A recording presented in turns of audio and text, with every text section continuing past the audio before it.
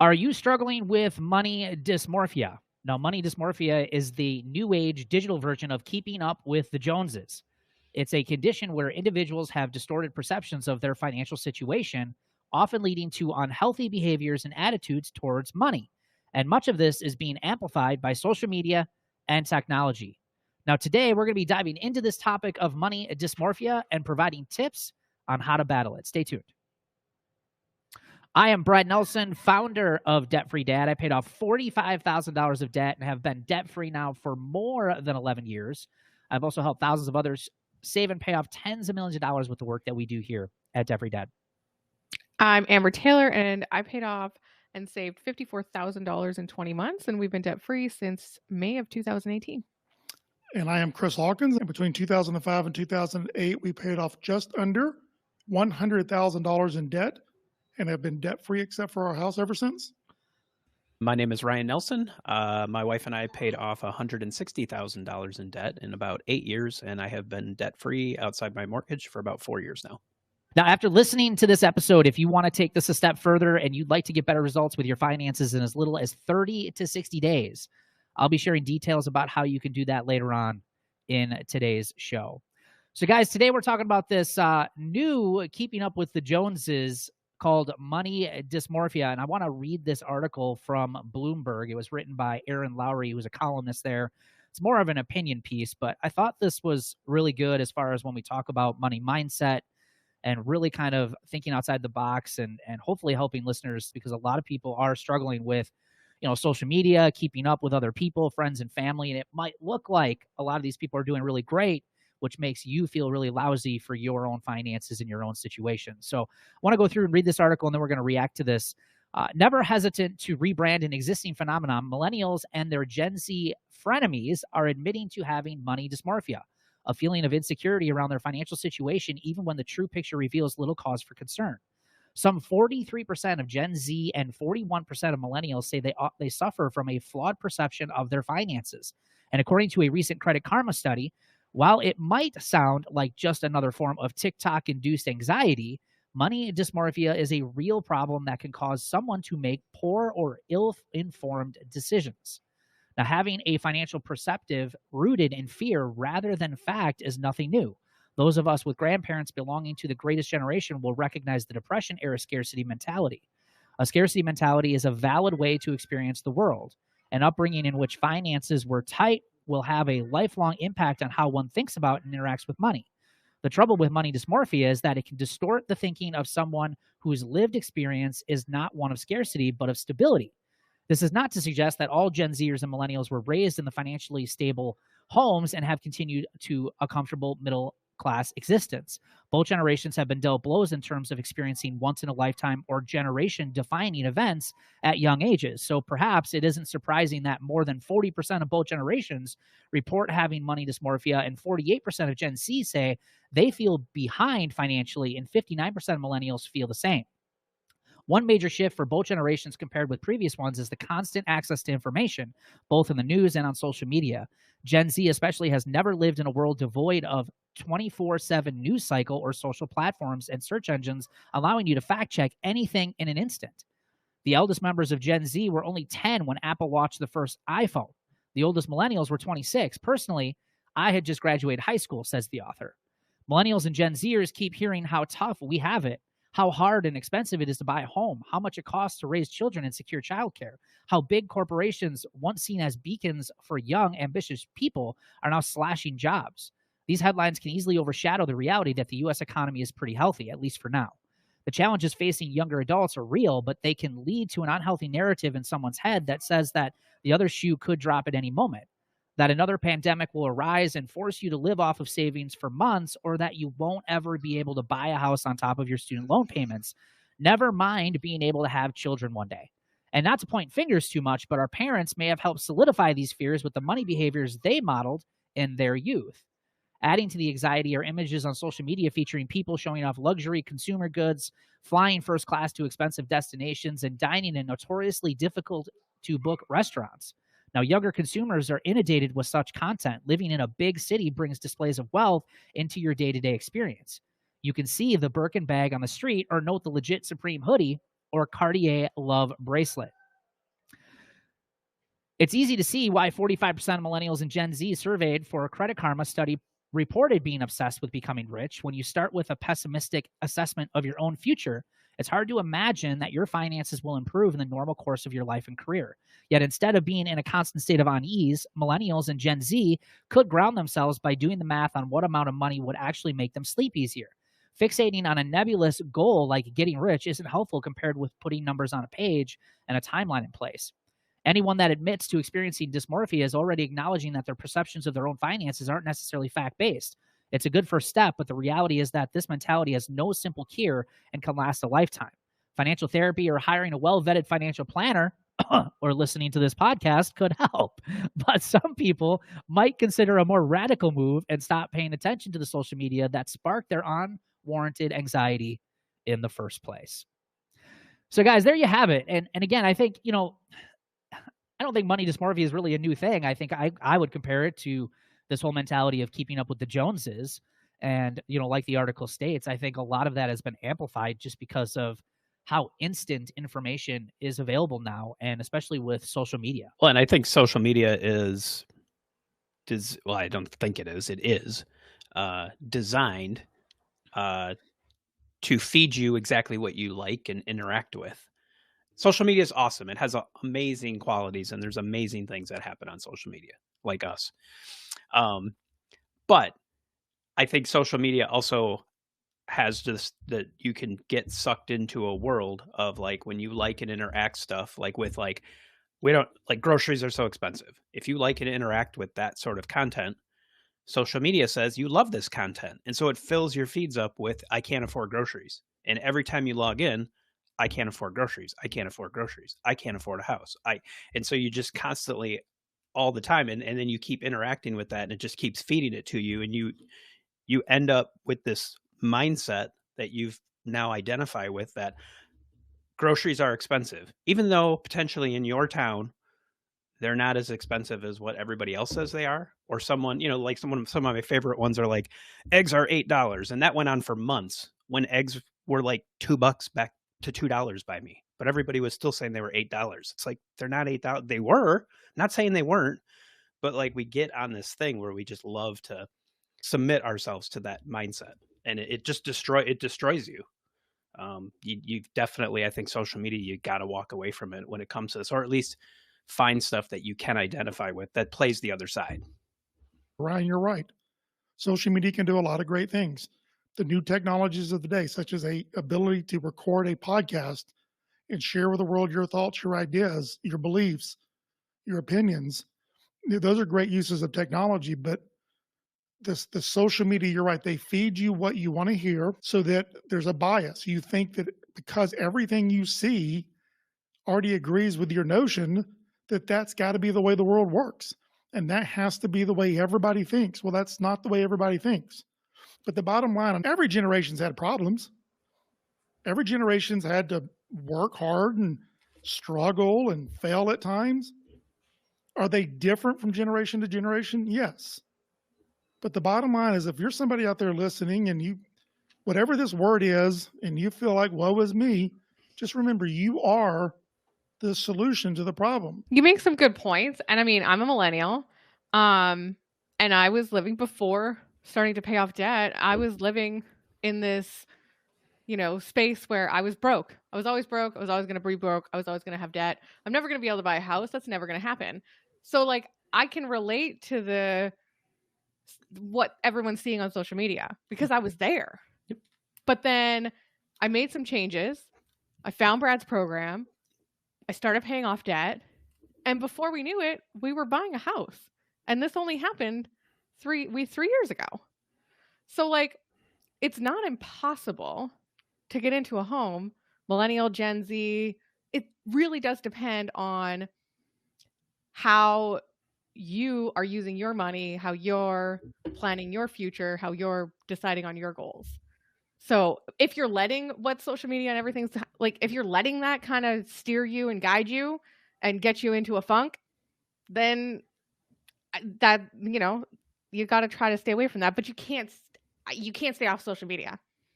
You can, but like, we all use it for so many different uses that it's almost impossible to avoid it.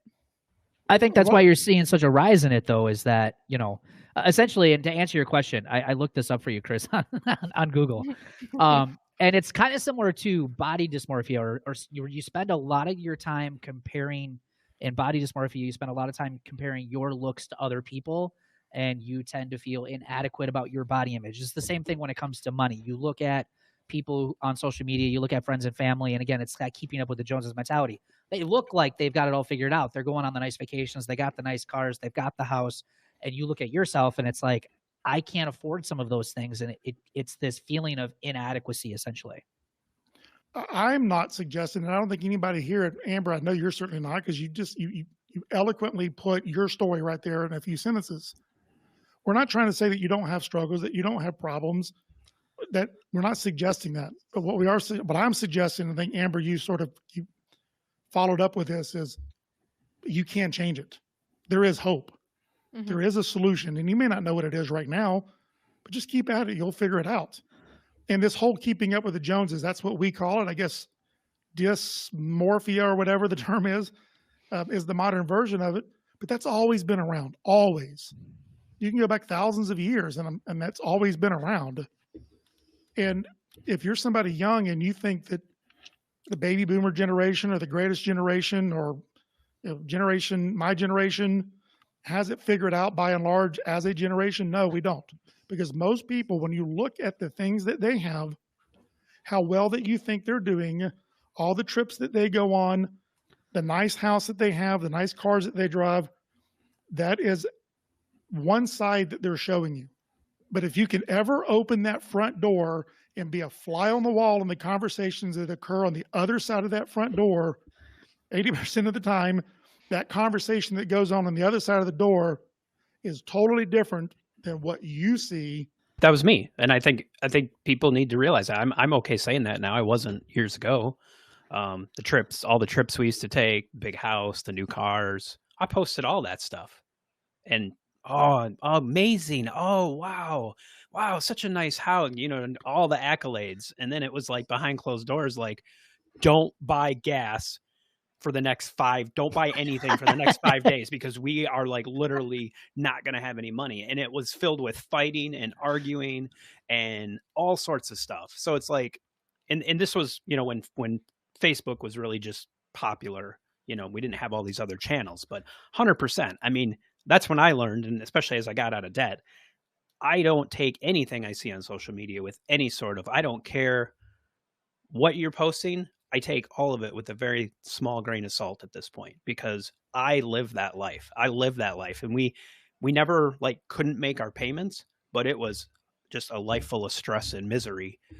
Well, guys, I think, what I want to do on the episode, though, is just provide hopefully some insight as to how to combat that, because I think it is something. And Amber, I think you bring up the first point that I wanted to bring up tonight is just, getting outside of the box and educating yourself and getting yourself to understand what's the reality for most people when it comes to their personal finances. And the reality is, sadly, most people are broke. You got almost 7 out of 10 people living paycheck to paycheck. You've got the majority of the country who can't handle a $500 emergency expense without going into debt. I mean, these are the common people. This is what you're seeing. So when you see that stuff on social media, the majority of what you're seeing, they're doing it with debt and payments. And again, I'm not suggesting that you judge everybody, but all I'm saying is think twice, because behind closed doors, or if you want a visual, just go count 6 or 7 out of 10 houses in your neighborhood. And those 6 or 7, 10 houses are like one life event away from their house or cars, their financial life collapsing, essentially. And so that can really bring some perspective in this whole topic, because once you understand that, you start to understand, it's like, okay, I don't necessarily want to feel jealous or have those feelings, because I understand that most of those people are broke now, right? So for me, I don't even think twice anymore. Sure, when I see people, especially because I live in Wisconsin and people are going on vacation in the winter in January, February, and March, do I get a little jealous because they're getting some sun? Absolutely. But it's not the same type of jealousy I used to have, where it was like fitting in, right? And trying to keep up with everybody. Now I could care less about the car someone's driving, the house that they live in, the stuff that they have, because I know firsthand how most people are getting that done. and they're getting it done with a lot of debt, with a lot of financial stress behind it. So I think that's kind of the first thing is like Amber said, is educating yourself on everything. We have over 200 episodes for free. I think one of the big things that I hear is, when it comes to financial education is, if they only taught me this stuff in school. Well, guess what? Our education doesn't stop when we graduate high school or college. You can be educated your entire life. So there is literally, like, if you didn't get educated in school, I didn't either.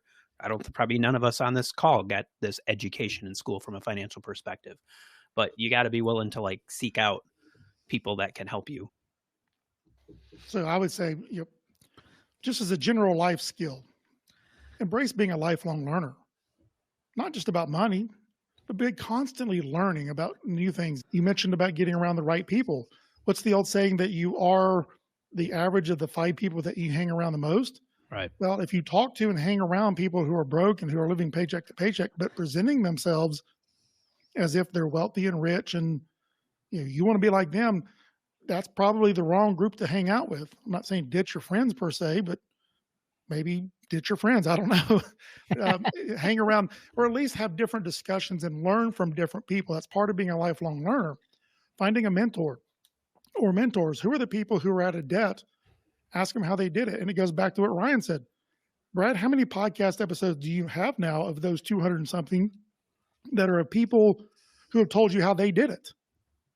And there's a common theme. There's a common story that mirrors all of our stories right here. There's a common theme. Just listen to those stories about people who got out of debt, and you'll start to hear the same answers over and over again. And part of it is they stop caring about what other people thought about them.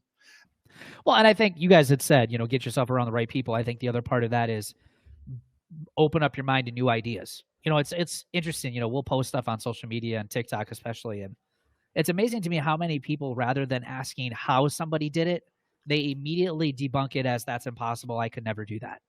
Mhm. You have to change your mindset. Instead of saying you can't do it or there's no way I could do that, instead ask, how could I do it? What did they do? So that way you can take the bits and pieces that you could input into your own life. So that way you can start getting some better results too. And I think that's one of the things, you got to break away from the common thinking that you've grown up with. And that's really hard to do. And the only way to do that is consistently be listening and getting yourself around people who are having different conversations like this podcast, because these conversations aren't happening for most people in the normal world throughout the day.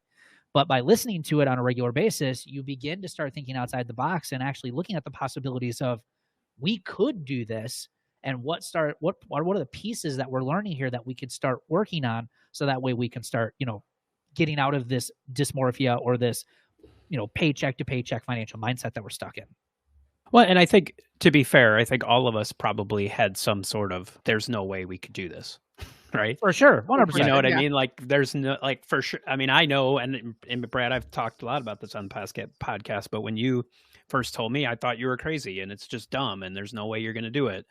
And so there's nothing wrong with feeling that way. I think, limiting your social media will really help you stop thinking of that, because I think that's where, especially, and I mean, I see it even for me. It's just the more you're on social media, the more you're getting reinforced of these, like, it's impossible. It's impossible. It's hard for you to start seeing it's possible. So I think you really need to just be mindful of when you're watching this stuff, just understand that, especially if you're watching a lot of it, your feed's going to be just full of it. And so you got to really limit that. Yeah. And I think the other part about this too is there's a blog post that we share inside Roots. It's called The 5 Regrets of the Dying. And one of the top 5 regrets of the dying by Bonnie Ware, who was worked in kind of like a hospice house and helped people essentially pass away. One of them is people regret not living a life that's true to themselves.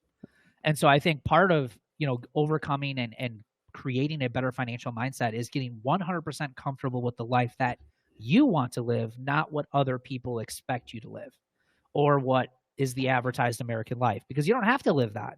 But I think growing a backbone, it takes time. It's hard. I struggled with it too when I first started, but you get to the point, especially when you get out of debt, where you start to realize, like, I just don't care anymore what other people think. And I'm more looking towards less financial stress, more financial peace, and being able to do the things that I want to do. And that's true freedom right there, is when you can break away from what other people think and what other people say. Gallup releases an annual employee engagement survey. And so in January, they just released theirs for 2023. And 67% of workers are either disengaged or actively disengaged from work. And I would love them to do a study, or I would love to figure out how we could do a study, because I find that 67% is a close marker to the number of people who live paycheck to paycheck. And I truly believe that there's a large percentage of that 67% that are stuck in work they hate and a life they hate to pay for stuff that they think is going to make them happy. And so work is just an avenue to buy stuff. It's so funny that today, because I love Monday. Monday's probably my favorite day of the week because I'm loving what I do every day. And I was like, when I get off my weekend, I'm like, yes, I get to go to work again on Monday. Like, Yes. So it's funny how, before I was never like that. I hated my job. I cried when I had to go to work. Like, it was awful. It was so awful. But I had to go to work like you. I had to, because I had to pay the bills. So it's pretty wild. I excuse me, I think there's been plenty of research done that shows that, in fact, that people do stay in high-paying jobs or stay in the current jobs they have because of their financial situation. And we've talked about this, and there's no shortage of articles and research and heck books that's been written on the idea of when you have debt and you're living paycheck to paycheck, it sucks your freedom away. Your freedom to start a new career, your freedom to move somewhere else, your freedom to start your own business. There's just so many things that it keeps you from being able to do. So, Ryan, I think there's an exact correlation between the number of people who live paycheck to paycheck and who hate their job. A large percentage of those who are living paycheck to paycheck who hate their job are in that job simply because they've got to have the money to pay the bills and they don't see a way out. But when you get rid of all the debt, and Amber, you've talked about this, there's sort of a level of clarity that exists that, and I guess Ryan, you've talked about it too recently, is, you know what, I don't have any debt, and now here's a life change that just occurred. It's going to allow me the freedom and flexibility to go do something totally different. And I bet, Ryan, you probably enjoy what you're doing now, or at least feel a lot more fulfilled than what you were doing before. I was laid off almost a year ago already. And for a lot of people, and me, before I got out of debt, it would have been like, crap, I got to go find another job like now because we got bills to pay, but I could evaluate and decide what I want to do. And there's a lot of power in that. There's a lot, and I think that's where you really need, probably one of the best things you can do is getting really clear on what you want. What do you want out of life? Like, what? I think people just kind of, and I did this for years, you just kind of float through, you go to work, you buy stuff, and that's somehow like your life. That the stuff makes me happy, and then I go to work and then I buy some more stuff and I'm more happy. And it's like, after years of doing that, I was miserable, And so I think getting really clear on what you want your life to look like, what do you want it to be? I think that can help you kind of figure out, and kind of boost you to that next level, because being stuck in a position of, I can't get out of this, means you're never going to get out of it. Well, and it brings it back to social media, right? Where you're like, all you're seeing is this feed. I did the same thing. I got sucked into it about 6 months ago, the groceries. And then I felt bad for people who couldn't buy a house. And I'm like, but then you got to think about it. If you made some changes with your finances and you stopped focusing on all what you couldn't do and focused on what you could do, it's going to make a huge difference. So limiting that social media is going to be huge. And if you do want to focus on the next step and you want to pay off more debt, save more money, and take control of your finances, you can start seeing better results in just the first 30 to 60 days, the stuff that we talk about on this show. And we're going to show you how to do it. All you have to do is head over to debtfreedad.com, click on the green button at the top of the page to get started, and we'll show you how you can improve in just the next 30 to 60 days. And that now means it's time for the celebrations of the show. First, we have Brenda. I was able to replenish my ER fund to the $1,000. Yeah, there you go, Brenda. Congratulations. Natalie says, my significant other and I are now married, and the small wedding was paid for in cash. Good for you. That is a smart choice. Awesome win. Shannon says, I have kept track of every penny that I've spent this month so far. There you go, Shannon. Congratulations. And Jennifer, I paid off my second debt, freeing up $800 a month towards other debt. Yeah, that's incredible. $800 extra in your cash flow every single month is going to make a huge difference, Jennifer. Congratulations. And as always, congratulations to all of you guys who are taking a stand for your financial life and are wanting better. Hey, we get that getting out of debt isn't easy, but with our help and with your consistency and discipline, we promise you that this will be some of the best work that you guys do in your entire lives. Thanks for being with us on today's episode, and we will see you next week.